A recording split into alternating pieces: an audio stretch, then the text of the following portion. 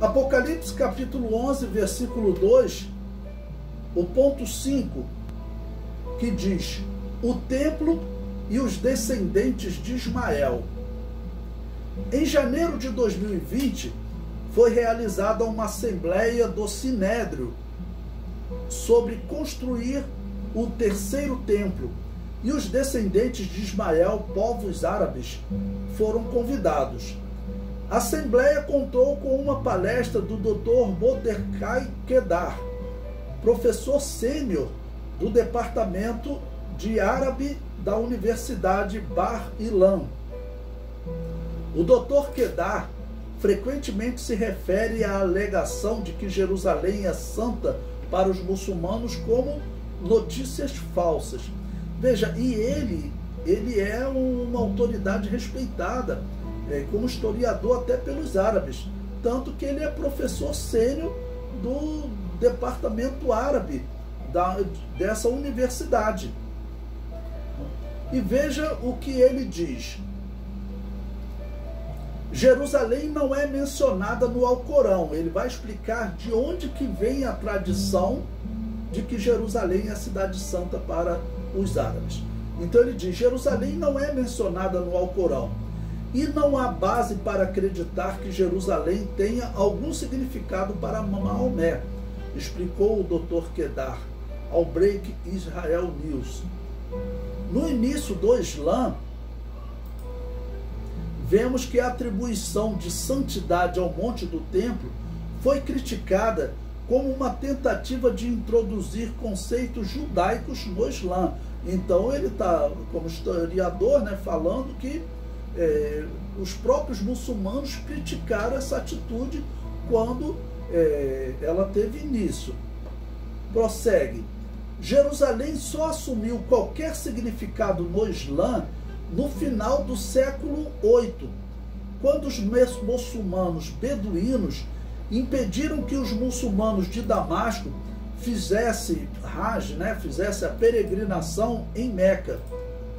Como destino alternativo para a peregrinação, para o Hajj, os muçulmanos de Damasco decidiram por Jerusalém, acrescentando um hadith, comentário oral, mudando o cenário da viagem noturna de Muhammad a Jerusalém, a fim de justificar a sua decisão. Então eles estão dizendo o seguinte, que Maomé, ele viajou a Jerusalém e subiu ao céu. É essa argumentação histórica. Mas ele está dizendo que essa argumentação não procede.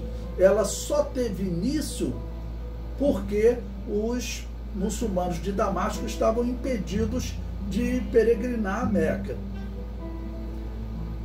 O comentário prossegue: a fonte do feriado muçulmano de Hijra, jornada, e Mi'raj, ascensão, literalmente escada, e todo muçulmano afirmam que Jerusalém como local sagrado é baseado em uma história do Alcorão. Segundo o Alcorão, Muhammad viajou da Arábia Saudita para Al-Aqsa, a mesquita remota. Só que o Alcorão não diz onde ficava essa mesquita. Aí prossegue: de lá ele ascendeu aos céus, retornando à terra no dia seguinte. Alguns muçulmanos afirmam que Al-Aqsa é a mesquita com cúpula de prata no extremo sul do complexo do Monte do Templo. Ok? Então ele está dizendo o seguinte: o Alcorão ele não afirma que Maomé foi a Jerusalém e de lá ascendeu aos céus.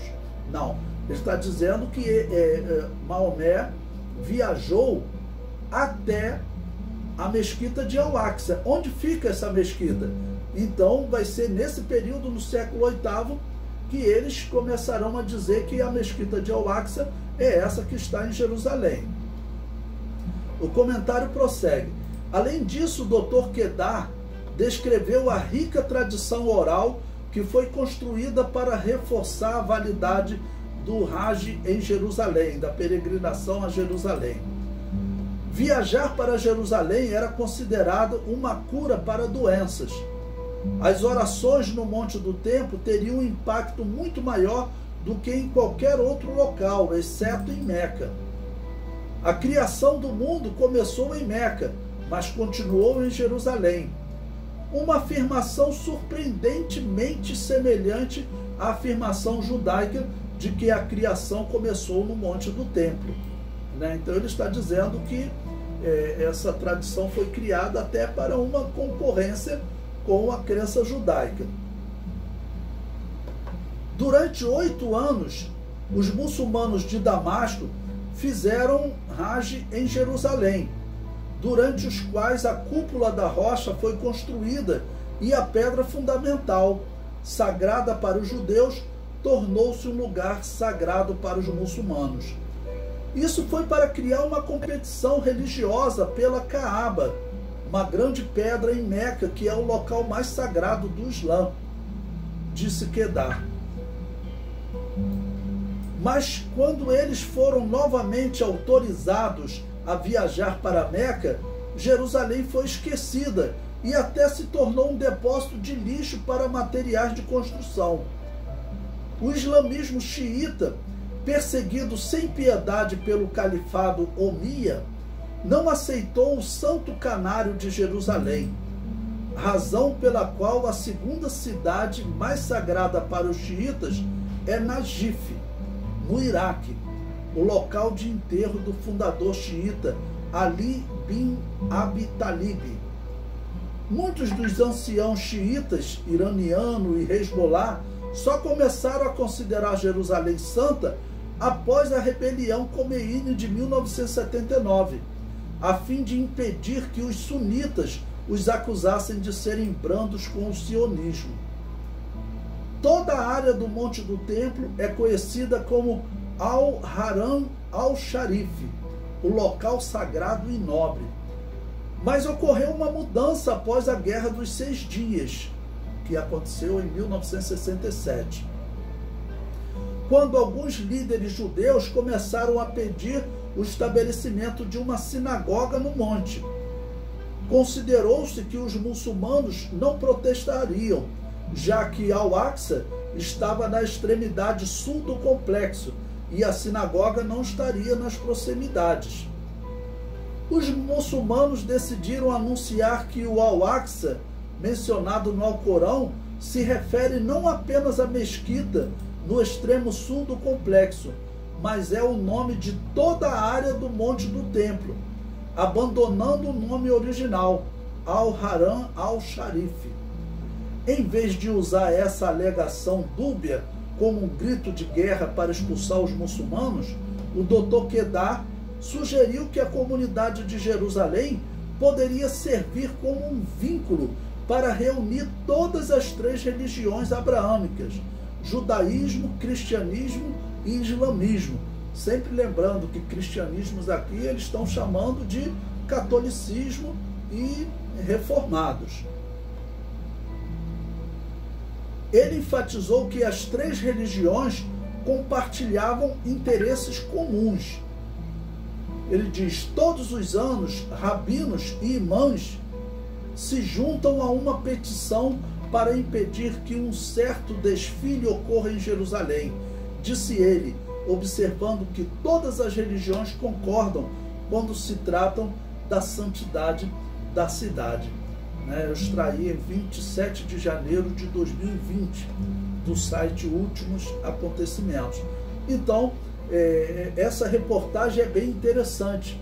E veja, aproveitando aquele erro que alguns afirmam que o templo será construído pelo anticristo durante a grande tribulação, eu aproveito para, como eu citei, que o templo ele pode começar a ser construído, até ser construído antes da grande tribulação, e ele sendo construído, infelizmente, ele talvez seja usado para desviar os cristãos que ainda não estão ligados ao ecumenismo.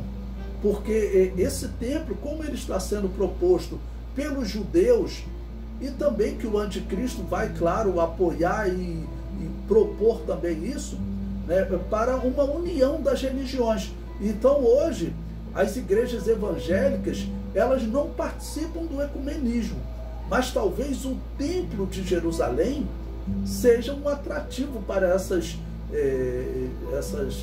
igrejas evangélicas, né? Hoje eu digo que a Assembleia de Deus ela está tão envolvida com as igrejas reformadas, são os reformados que estão cuidando da educação lá na FAECAD.